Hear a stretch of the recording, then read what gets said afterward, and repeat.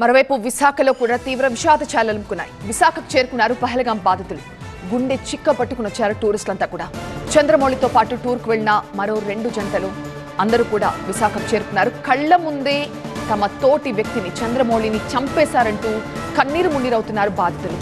అడవుల్లోకి పారిపోయి తలదాచుకున్నామని వాళ్ళంతా కూడా చెప్తున్నారు. చెట్ల వెనక నక్కి నక్కి తామంతా ప్రాణాలతో బయటపడ్డామని చెప్తున్నారు. విశాఖ ఎయిర్పోర్ట్లో చాలా గంభీరమైన వాతావరణం కనిపిస్తోంది. 6గురిగా వెళ్లి 5గురిగా తిరిగి రావడంతో చంద్రమౌళి కుటుంబ సభ్యులు, ఆయన స్నేహితులు, ఆప్తులు రోధిస్తూ ఉన్నారు.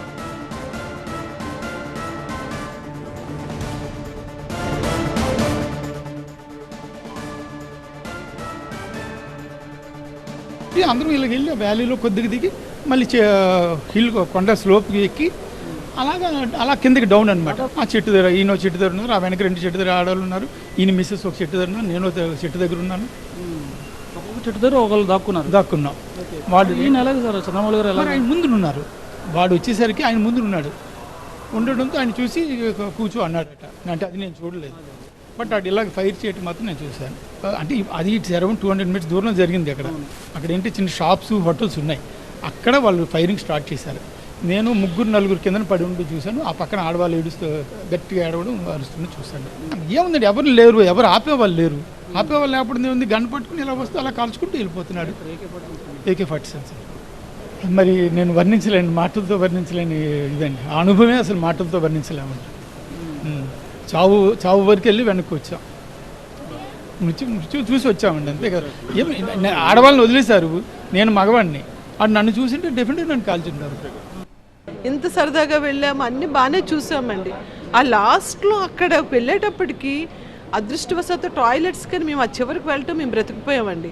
ఆ ఎంట్రన్స్లో ఫుడ్ తిందామనో ఫోటోషూట్ అని మేము ఆగుంటారు. చంద్రమౌళి గారు ఫోటోషూట్కి కూడా మనిషిని పెట్టారండి, కింద నుండి తెచ్చారు మనిషిని. వాడు ఫొటోస్కి ఉండండి అని చెప్తున్నాడు. మాకు ముందు టాయిలెట్కి వెళ్ళాలని ఆ చివరికి వెళ్ళామండి. దానివల్ల మేము సేఫ్ అయ్యామండి, లేకపోతే మేము ఎవ్వరూ ఉండేవాళ్ళం కాదు. వాడు అక్కడే స్టార్ట్ చేశాడు షూటింగ్, అక్కడ షూట్ చేశాడు.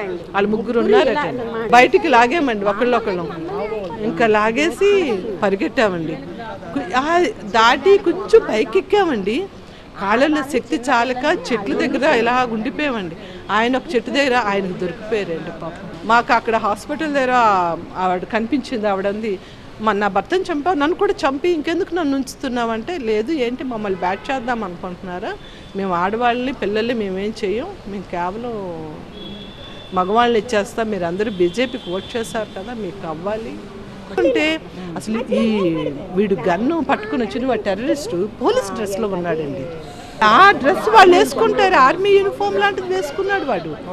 మాకు పోలీసో తెలీదు, దొంగ తెలీదు, మాకు ఎవరు హెల్ప్ చేయడానికి వస్తున్నారని ఒక క్షణం ఆశపడ్డామండి. సామాన్య ప్రజలను చంపితే వాళ్ళ కోరికలు తీరిపోతాయా? అది చాలా తప్పు కదా అండి. పరిగెడుతుంటే పాప మౌళి గారు పరిగెత్తలేక ఒక చెట్టు దగ్గర ఉండిపోయారు. ఇంకొంచెం పైకి మేము ఉన్నామండి, ఇంకొంచెం పైకి మా వాళ్ళు ఉన్నారు. ఇలా ట్రయాంగిల్లో నిల్చున్నారండి. ఇక్కడ చంటి, అక్కడ మావారు, ఇక్కడ మేమిద్దరం ఇలా నిల్చున్నామండి. మౌళి గారు మాకు కనపడుతున్నారండి, వాడు వెనకలేళ్ళు వచ్చి టార్గెట్ చేసాడండి. మౌళి గారు షట్ డౌన్ అన్నాడండి. పాపం ఇలా కూర్చున్నారండి, అంతే టక్కమన్నాడు, ఇలా అన్నారు. అది నేను చూశాను. చూసిన తర్వాత చంటి ఏమంటున్నాడంటే వెళ్ళిపో అంటున్నాడు. నేనేమంటున్నానంటే, అయ్యో అతను ఎలా పడిపోయారు కదా, ఎలాగో నన్ను ఆడవాళ్ళు చంపట్లేదు, అయ్యో అతను పడిపోయారు కదా, మౌళి గారి దగ్గరికి వెళ్దాం అని పరిగెడుతుంటే చంటి అంటున్నాడు, నువ్వు ఎందుకు అక్కడ ఉంటున్నావు, వెళ్ళిపో అంటున్నాడు. ఇంకోటి అక్కడ వరకు ఆ గన్స్ కూడా పట్టుకొని, అంటే ఏమిటి పట్టుకొని ఎలా వచ్చారో అది కొద్దిగా అక్కడ ఎందుకు సెక్యూరిటీ ల్యాబ్స్ అయితే బాగా ఉన్నాయి. People are all are not terrorist. నేను ముస్లిమ్స్లో కూడాను they are very good people అండి, లేకపోతే మేము ఇక్కడికి వచ్చి ఉండేవాళ్ళం కాదు. Very much influenced by religion. ఇప్పుడు వీళ్ళు వచ్చిన వాళ్ళు కూడాను చేసిన వాళ్ళు రిలీజన్ మీద ఇన్ఫ్లుయెన్స్ చేశారు. మీతో పాటు చంద్రమౌళి బర్త్డే రోజు బయలుదేరారు. అతని బర్త్డే రోజు అంటే ఇప్పుడు అందరూ వచ్చాక పార్టీ చేసుకుందామని అని చెప్తున్నారు. బర్త్డే సంబంధించి చాలా అనుకున్నాం. మరి ఇవన్నీ అంటే మాట్లాడడం కూడా మాటలు ఆలుపుతున్నాయి. డైజెస్ట్ చేయడం మాకు ముందు చాలా సంవత్సరాల నుంచి ఉన్నది.